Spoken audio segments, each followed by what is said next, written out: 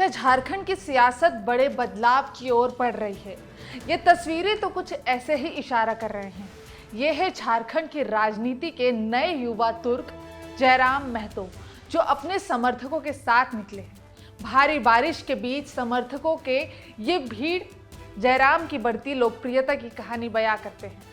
राज्य में विधानसभा चुनाव की डुगडुगी अभी नहीं बची, लेकिन जयराम के समर्थकों का जोश झारखंड में एक नई ताकत के उभरने का संकेत दे रहा है। नमस्कार, मैं हूं श्रुति उपाध्याय और आप देख रहे हैं चुनाव आज तक। झारखंड में अभी तक एनडीए और इंडिया के नेता ही आपस में एक दूसरे को मात देने के लिए लड़ भिड़ रहे थे, लेकिन इस सियासी खेल में अब एक युवा नेता की भी एंट्री हो गई है।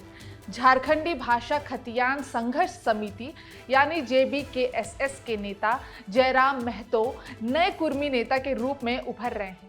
अभी तक कुर्मी नेता के रूप में अजसू पार्टी के सुप्रीमो सुदेश महतो की ही पहचान थी। सुदेश महतो अभी एनडीए के साथ है। इस बार लोकसभा चुनाव में जयराम महतो ने पहले ही प्रयास में जो कमाल किया है वो हर दल और गठबंधन के लिए खतरे की घंटी है।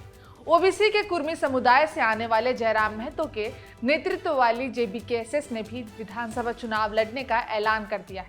जयराम महतो इसके लिए तैयारी भी शुरू कर चुके हैं।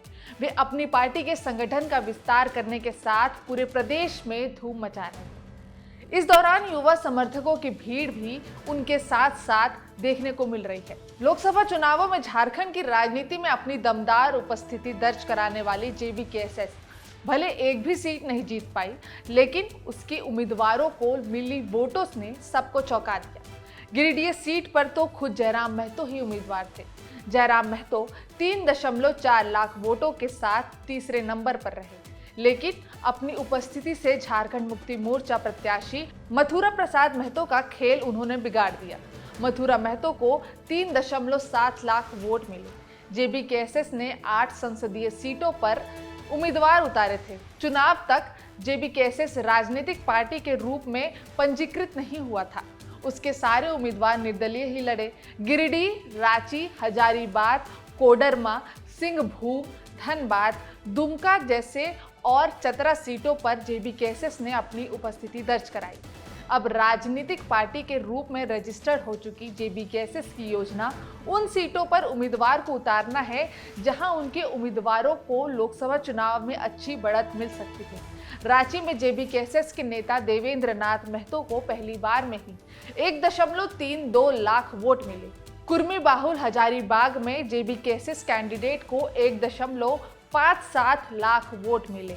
झारखंड में कुर्मी आबादी 15% मानी जाती है।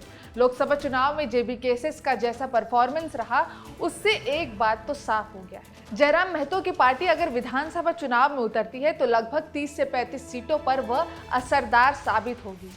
सिल्ली, रामगढ़, मांडू, गोमिया, डुमरी और ईचागढ़ विधानसभा क्षेत्रों में कुर्मी वोटर 75% से अधिक है।